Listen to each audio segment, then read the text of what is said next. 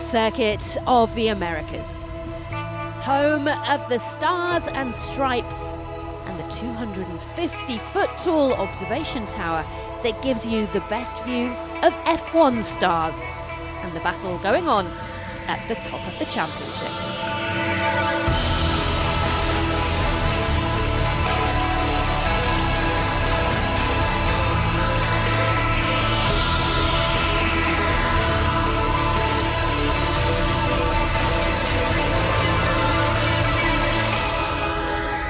Welcome to the circuit in Austin, Texas.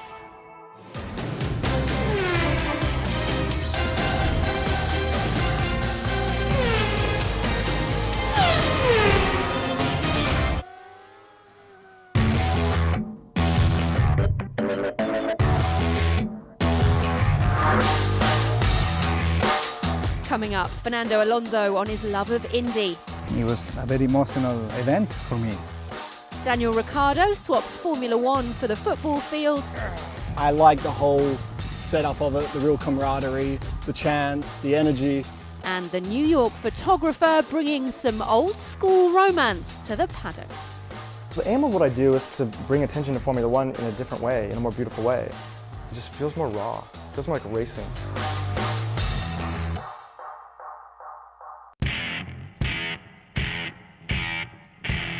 This is a track used to title deciders. It was here that Lewis Hamilton clinched the championship in 2015.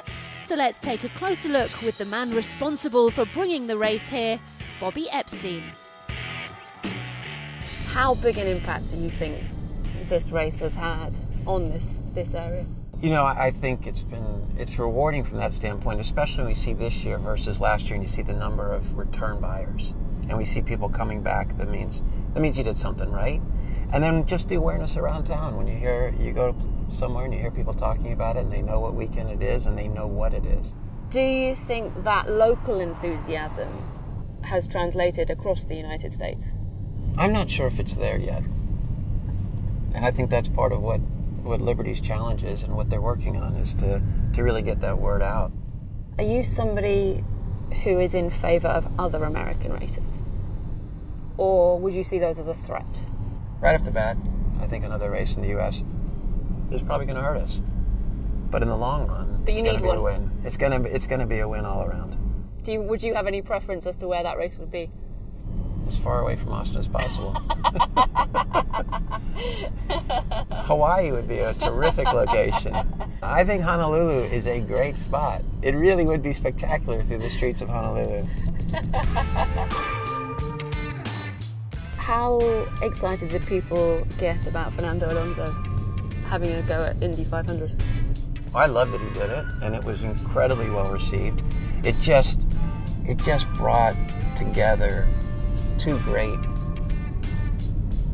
historical race series, and he handled it so well. He was so personable. He got close to the fans, and I think that's one thing that you'll see more of with the F1 drivers, and it's really, really well received here. I mean, how much does that tell you about the opportunity for Formula One here? The fact that he did get such a great reception. Millions watched his tests, didn't they? Sure. That were behind closed doors, essentially. Well, but millions saw his performance, and he looked like he was going to win. Yeah. I think he was going to win, and so there's just instant respect for that kind of absolute skill to come into a sport cold and within weeks master the ability to compete. Fernando Alonso certainly made some fans here in the States during his Indy 500 debut. He so nearly got that fairy tale ending, leading until that you couldn't make it up moment. Engine failure forced him to retire. He absolutely loved it regardless though, and told me that he's not ruling out doing it again.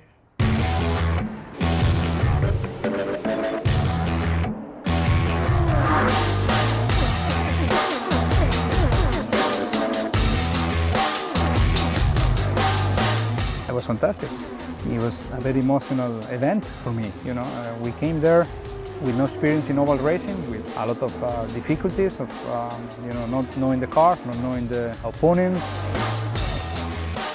So even the talks and the moments with your engineer were not very useful the first couple of days because they were talking different language of what I'm used to. You know, they set up the car tilted to the left, ready to turn left in the corners. So, you know, my normal way to adjust the cars is not working anymore there because the toes, the camber chains, etc. is completely different there. So I have to learn from zero everything. So that was very good for me, you know, because there were two true, let's say, learning weeks for me, you know, from zero to nearly win the race.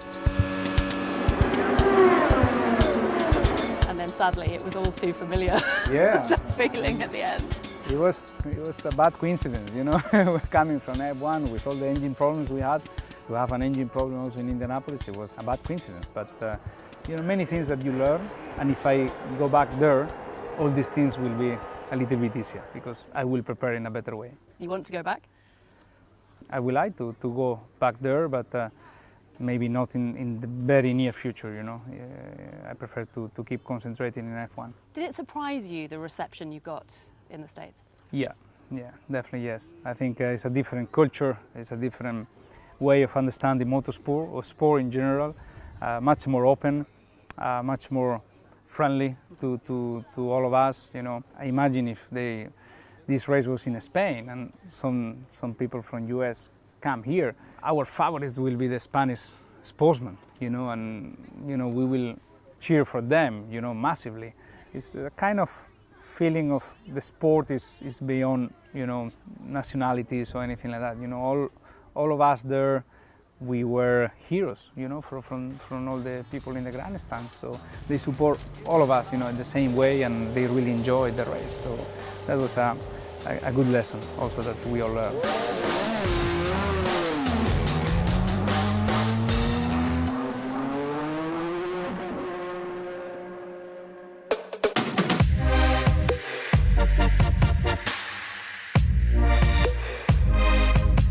For all the popularity of IndyCar, after the break, we're with Red Bull's Daniel Ricciardo trying his hand at America's first sporting love, football.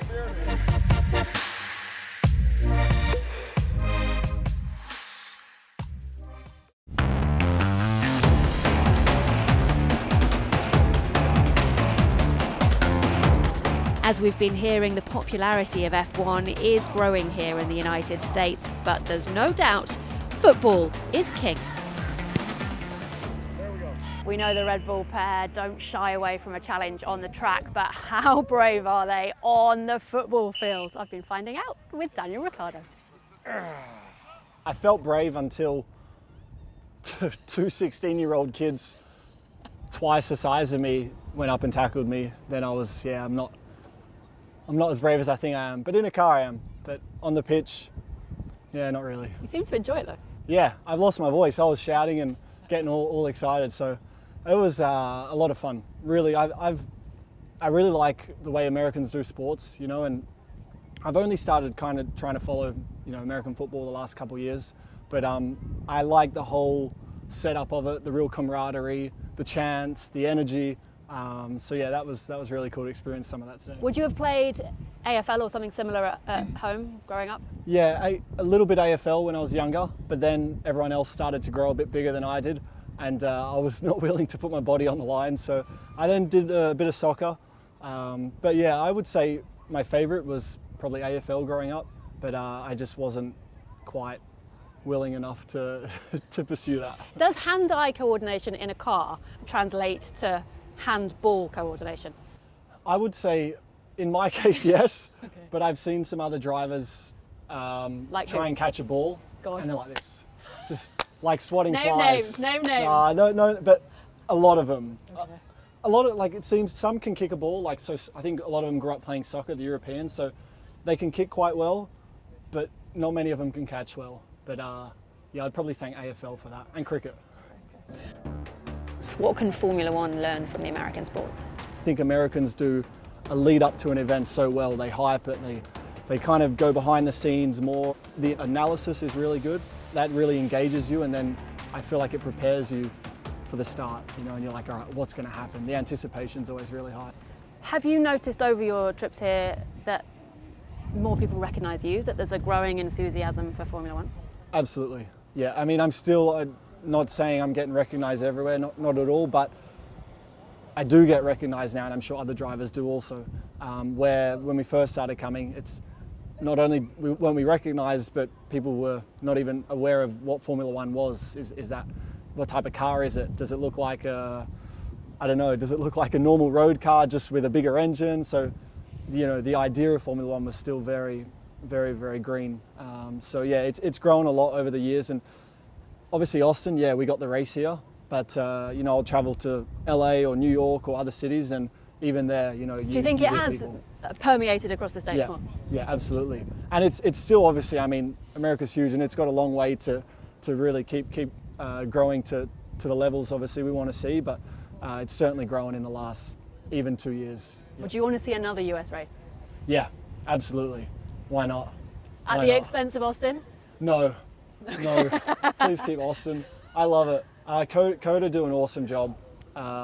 They're super cool. I think they put on a great event, and yeah, I don't know, just since I came here as well, I kind of knew nothing about Austin, you know, the first year, and it just blew my mind, and every year I just want to come back, and not only for the city, but yeah, the race and the fans, and it's unique. I think they've really got something going here, so I'd love to see it stay.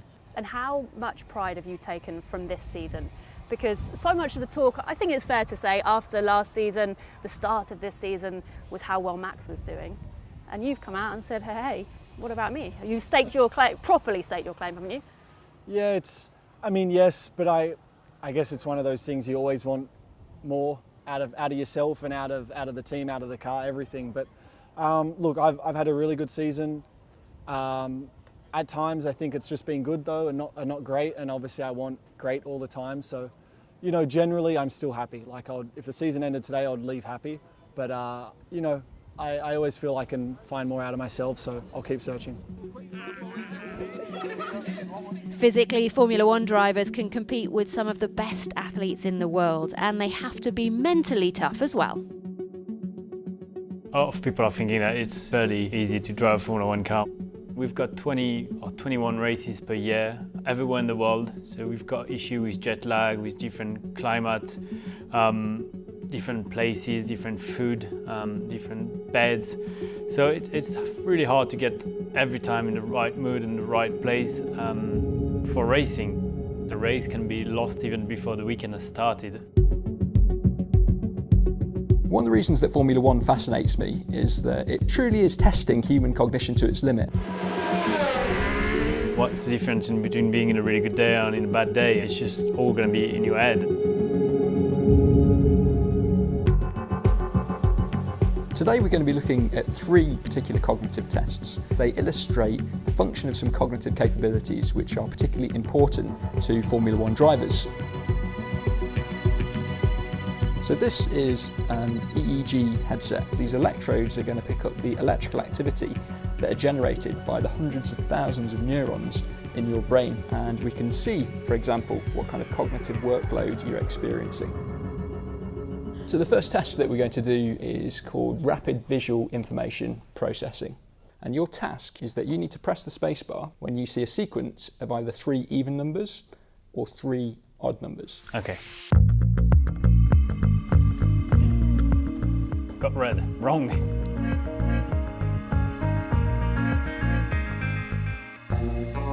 Very tough. Yeah. That test is designed to stress particular parts of the brain and really test both working memory but also sustained attention. When you're in a car, you're going down the track, you're trying to process lots of different information, lots of different visual information. So the next test that we're going to be doing is called a trail making test. We're going to be looking at how you scan an environment, but also how you can switch your attention when you really need to.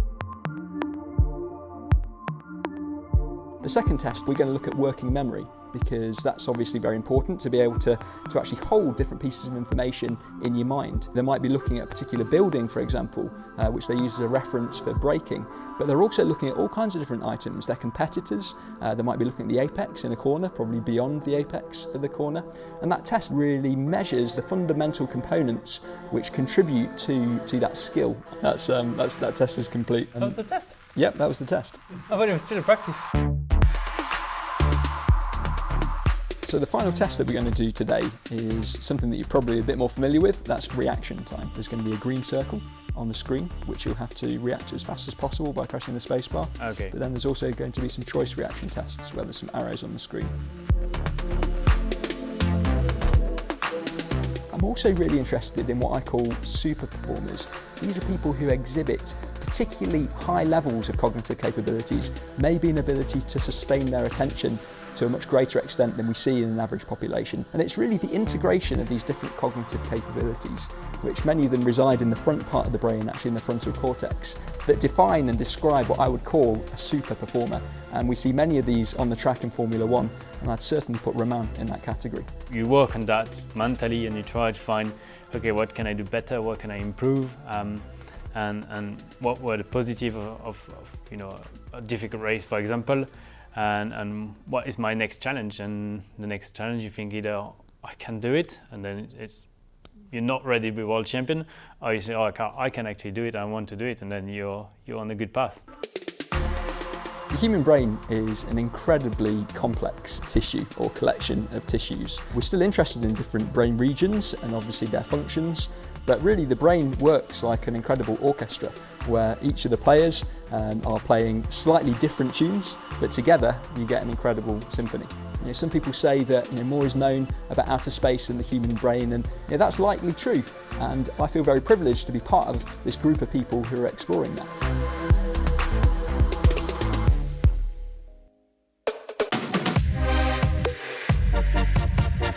Up next, a different view of the drivers through the lens of a century-old camera.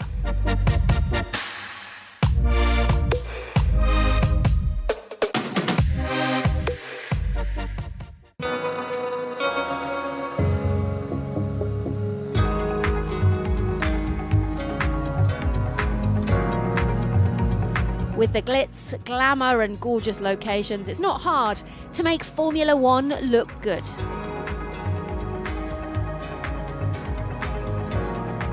And one New York photographer is taking it to new heights. And remarkably, for a sport that's always moving forward, trying to find the newest technology, he's done it with a camera that's 104 years old.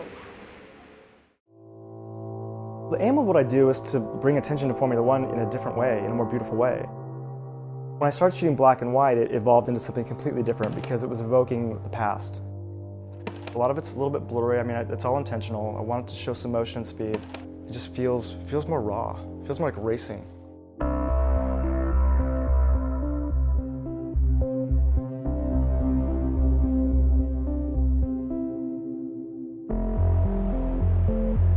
In 2014, I started shooting with a 1913 Graflex SLR view camera.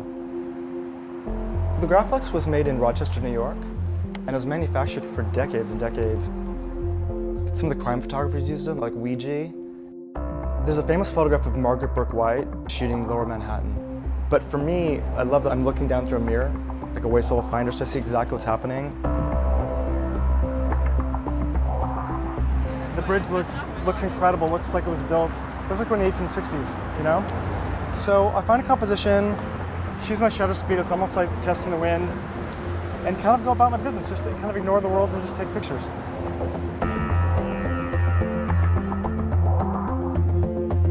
People started emailing me saying, I don't like racing, it actually drives me crazy, I can't stand it, but I love your pictures and I can't stop looking at them. So I came up with the idea to launch a magazine called Lollipop, which refers to the lollipop man in the pit lane. He used to hold a long pole, and it was the indicator to stop and go when they changed tires and refuel the cars. What happened with the first issue of Lollipop was it won a lot of design awards in New York City, and it kind of took F1. It didn't take it by storm, but people started looking at me a little bit differently, like what is this exactly, and what are you doing? And it was basically a photo narrative of the race. No advertising, heavy graphic design, and something to be beautiful and collected. I'm limited to 20 photos per session because I only have 10 film holders. The film holders are wood with a groove in the side of them. They're very hard to find. And I'm on eBay searching for them all the time. So right now I only have 10 and occasionally they break. And I'll add a little glue here and there, but it's a very expensive process. So each frame costs maybe $7 or $8 with buying the film, processing the film, and all that. So the last thing I want to do is go to my lab and look through negatives of bad frames.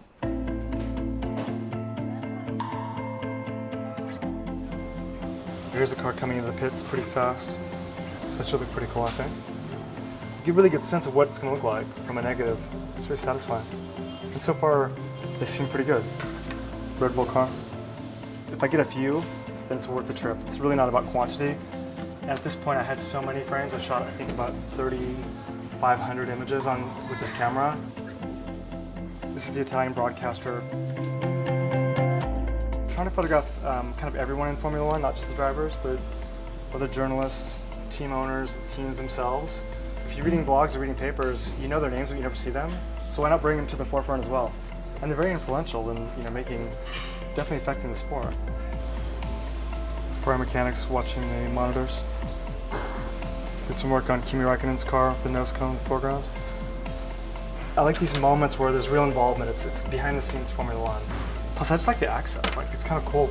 Just kind of walk up here and use my camera as a bit of a passport to get a little closer.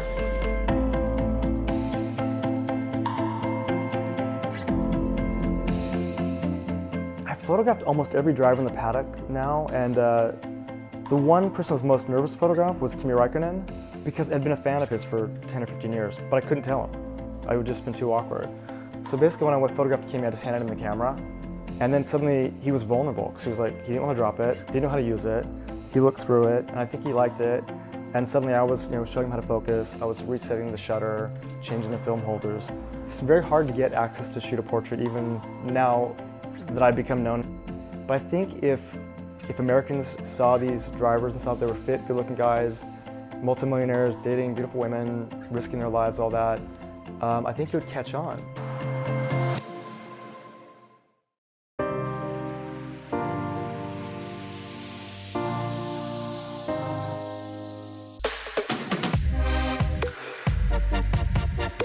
So that's it from the Circuit of the Americas and Austin. Next time we'll be in Brazil for the penultimate race of this season. But until then, thanks for watching and goodbye.